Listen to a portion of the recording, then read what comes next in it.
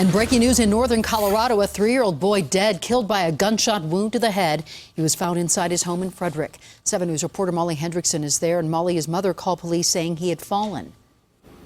Or at least that's what police say she thought when she found her little boy covered in blood in the upstairs bedroom there next to her bed. They were the only two home at the time. Now police are trying to figure out who fired that gun. For a neighborhood full of familiar faces. It's a really small neighborhood, small town.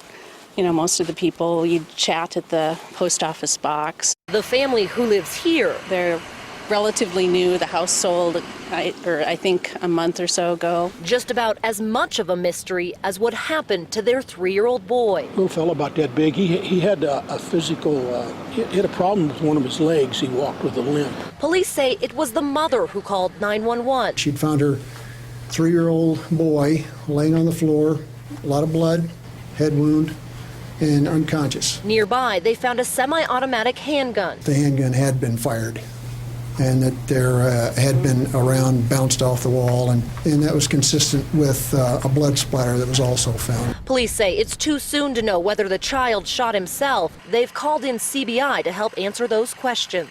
So I was surprised that they actually even had kids. And although neighbors never knew the boy, they're disheartened they'll now never get that chance. That was really disconcerting, that it was somebody so young and would have involved a gun.